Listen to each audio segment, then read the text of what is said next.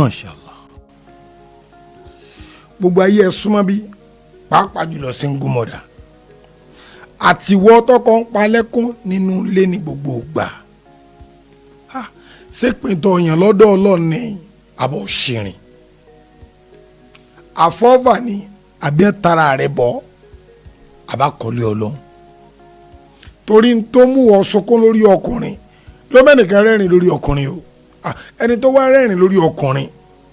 kò ń ṣe pé wọ́n máa ṣe jù ọ lọ kódà ọ̀pọ̀lọpọ̀ wọn ni ò máa ṣe tó ọ kí wọ́n ló dé tí wọ́n fàyè rẹ̀ sunkún kí ló dé táwọn fàyè wọn rẹ́rìn ṣùgbọ́n mo fẹ́ kọ́ ọ màkọ́lé Ọlọ́run kí ló fà ní. Ọ̀pọ̀lọpọ̀ ìyàtọ̀ ń jẹ owó ara rẹ̀ ló fi fà á látara ọ̀rọ̀ ẹnu tó mójútó lẹ́tà mẹ́ta tó kó bọ̀ I love you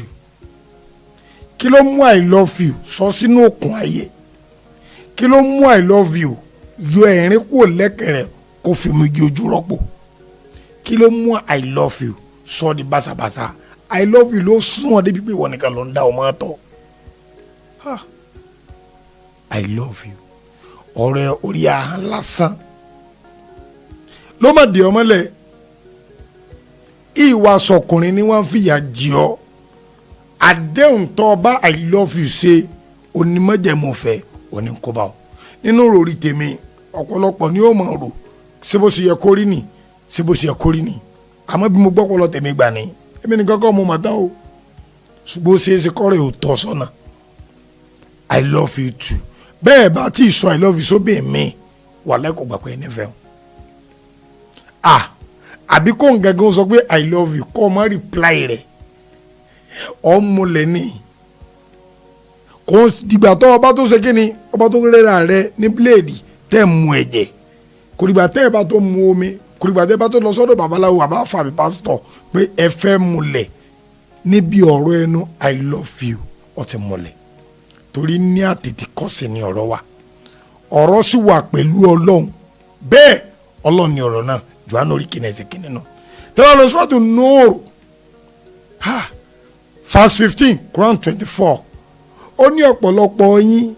etí òdenu yín lè ń fẹnu sọ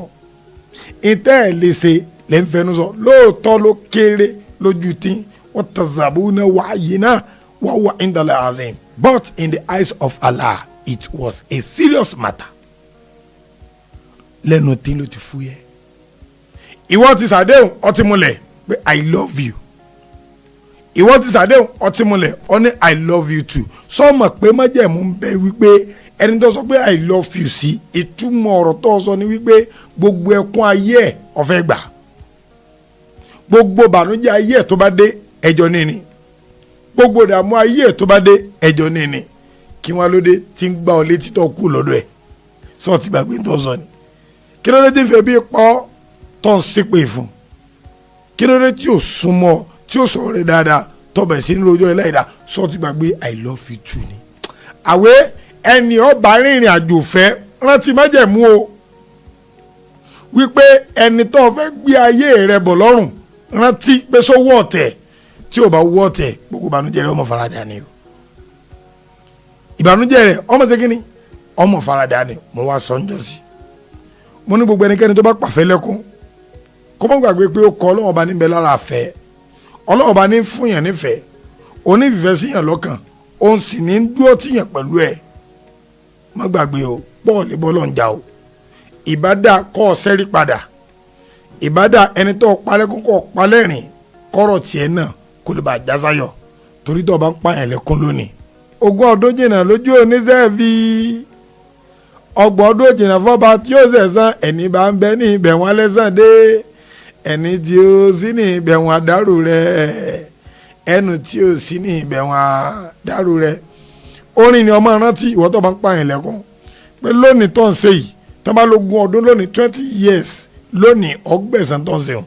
ọ lérò pé bóyá wọ́n ń parọ́ ni 30 years dẹ̀ jìnnà fọlọ́n tí ó sẹ̀sán ẹ̀san aburú ò ní kílẹ̀ ọ lórí tó lẹ́yìn tó sọkún lónìí ní padà rẹ́rìn lọ́la ẹni rẹ́rìn lónìí ńkọ́ irú wọn ni máa ń sunkún lọ́la àtẹ̀mí àti ẹ̀ àní sunkún fìràn sẹ́sẹ́ lómi tó fẹ́ bọ́ sínú ọkọ̀ fẹ́ ṣáájú kó tó lanu gbàgà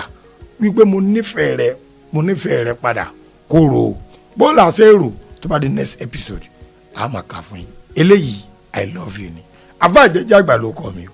Salam alaikum.